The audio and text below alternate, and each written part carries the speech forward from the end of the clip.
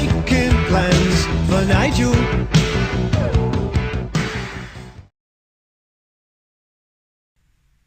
Okay, it's time to do February's solar update, so an update on my energy consumption and solar usage. I'm just over a year into having solar panels, my first array of 3.9 kilowatts, and less than a year into my second array because I added another 2.4 kilowatts in a separate array in September last year.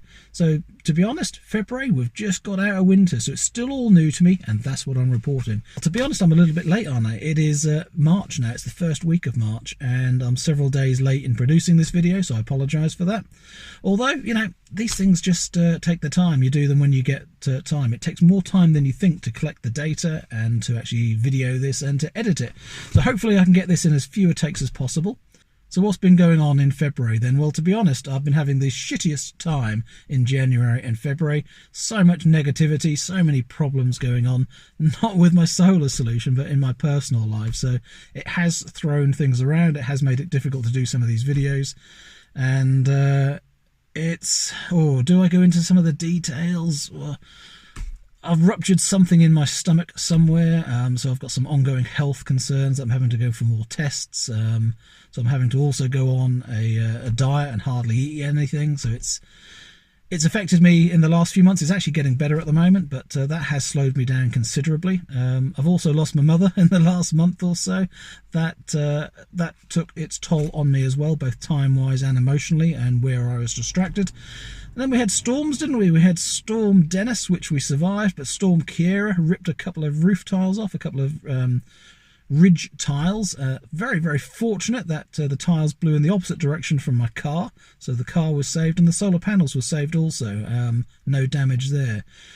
On top of that, we've had a water leak in the house, in the downstairs. We had to dig up the concrete floor to get to the pipes to have them repaired, but we've now got the relaying of replacement flooring and redecoration because the water soaked into a lot of the walls. So we've got about 4 rooms in total that were damaged. So just so much rubbish going on in the last couple of months. It really has distracted me, and to be honest, it would be nice with the sun coming out and spring on its way just to focus on more positive things, some nice things, rather than all the negative things that have been happening to me in the last few months. So anyway, less of me and more of the solar update. So what's been happening solar-wise? Well, one of the things I was going to report to you is bird poo.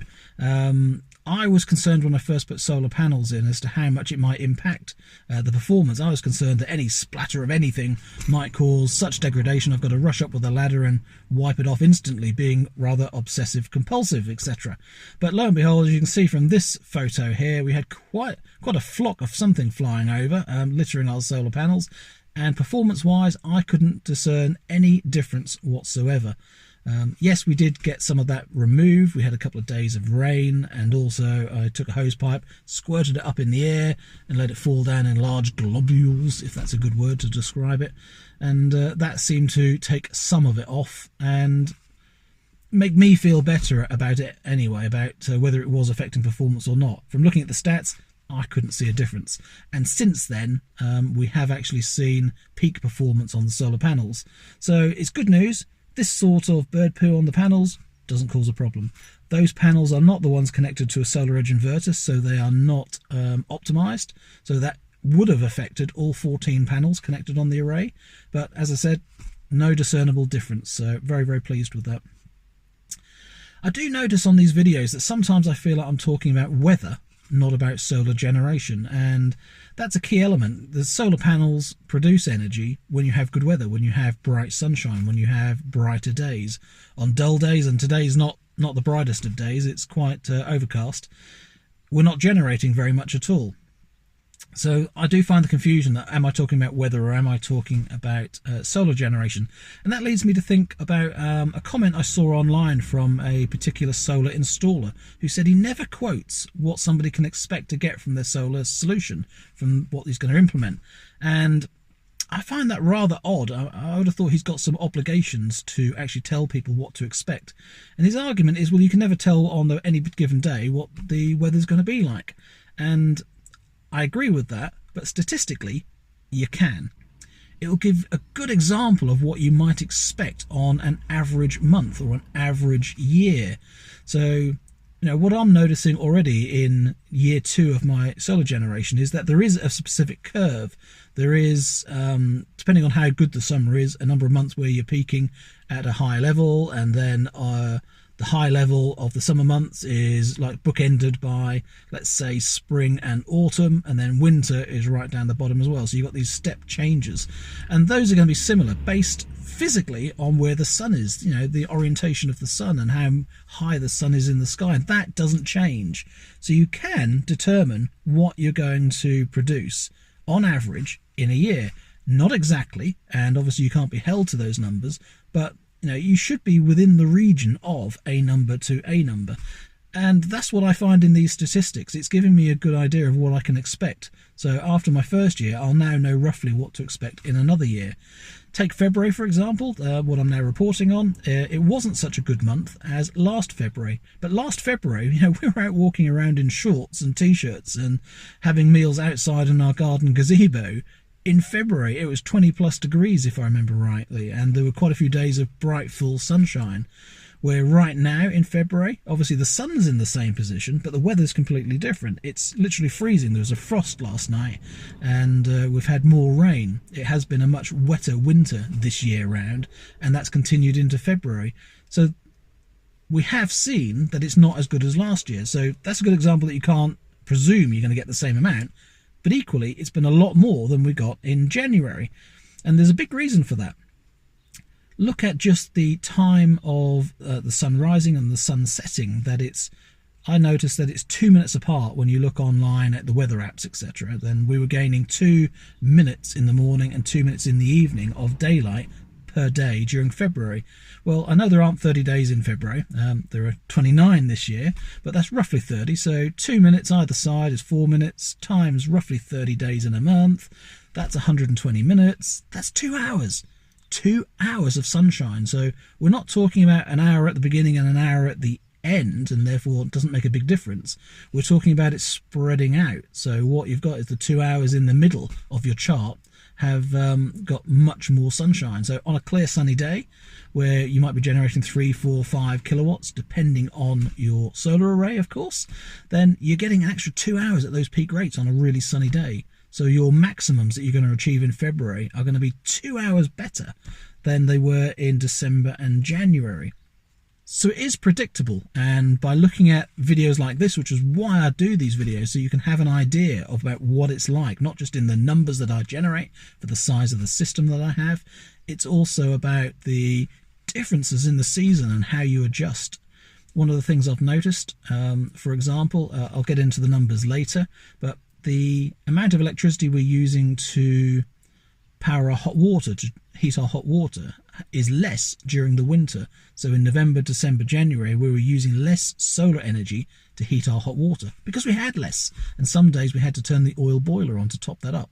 In February, what I've noticed is from the first week of February, we actually turned off the oil boiler and we haven't used it at all. So the amount of heating via solar, because there's more available in February, has been higher. And this is one of the things that I'm noticing, that depending on how much energy you have in a month, your priorities of where it goes changes. And it seems to be in the summer, I'm getting all of my electric car, my Kona electric that I'm sat in now, that's fully charged, my hot water's charged, the house is charged, and there's an excess as well. And then as you get down to months where it's not quite producing enough to do everything, the thing that suffers first is my electric car. So I'm having to charge that from the grid sometimes. Then when it gets even worse and it's wintertime and there isn't enough energy to heat even the hot water, then I'm having to heat that from the grid or from another source, my oil boiler, etc. And I think that through and try to analyse that myself to see, well, if I had a home storage battery, how would that change my priorities? Because my understanding is that the batteries typically, because of their response time, get in and grab that solar energy first. So if the battery's getting the energy first, then the car's definitely not going to get any, and the hot water's not going to get any either in the winter.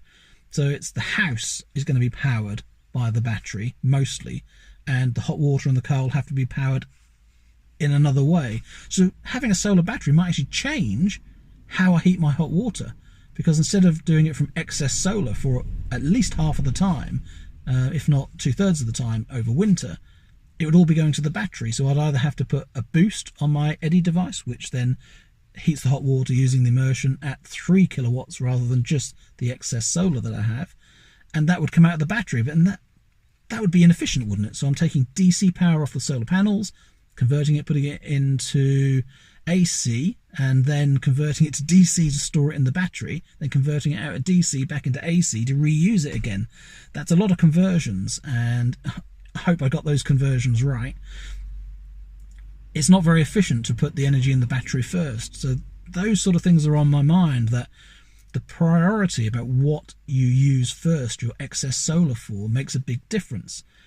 Right, less of the waffle and on to the stats. Let's see what we actually did in February. In total for February, we generated 356 kilowatt hours. 226 came from our first array and 130 came from the second array. And that's 14% down on last February. What I find notable on this graph is the lighter blue, the second array that we have, and the difference it makes in October and February. That it brings it up to a much more usable, closer to 400 kilowatt hours, where if we only had the one array, would be half that at 200 kilowatt hours. Makes a big difference. Looking on a day-by-day basis, we can see we generated over 20 kilowatt hours for the first time this year on 3, 4, 5, 6 different occasions, and that shows again what the difference is of having that extra daylight. Much better generation on really good sunny days. I've noticed that the Solaredge monitoring application is much more accurate than the My Energy app, so I'll use that to look at export and import. You can see here on this chart that we've got export of 37 kilowatt hours and import of 91 kilowatt hours. So just over a kilowatt hour a day being exported and just over 3 kilowatt hours on average imported from the grid. 92 of those kilowatt hours that we generated went through our My Energy Eddy device and heated our hot water for the month. And 151 kilowatt hours went into the Kona Electric via the Zappi charger. Unfortunately, I was unable to get a screen print this month of February's data, but if I look at year to date and take that away from last month, we can see it's 151 kilowatt hours. And also the percentage of green energy, just solar, was much, much better. Hardly charged from the grid at all in February. This chart from the My Energy app is quite good at showing pictorially how much we're exporting to the grid. So that's yellow below the center zero line. When it's showing yellow, that's when we're exporting to the grid. Not very many days at all, and definitely not many days we're exporting any significant amount. Plugging those numbers into my overall monitoring chart, the two most significant are obviously the amount we're generating from solar. That's gone up nicely for the month, and also my grid import has come down to almost summer levels of import usage. So the extra solar panels that we've got installed making a very, very good difference. Okay, so there you go. That's February's results done. Looking forward to March. There's some very interesting things coming along in March. Something new to the market here in the UK. I would say new because I hadn't seen it before. I think the company themselves, they wouldn't necessarily say it's new, but it's new on my radar and therefore might be new on your radar. So looking forward to sharing some information about a new part of my configuration next month.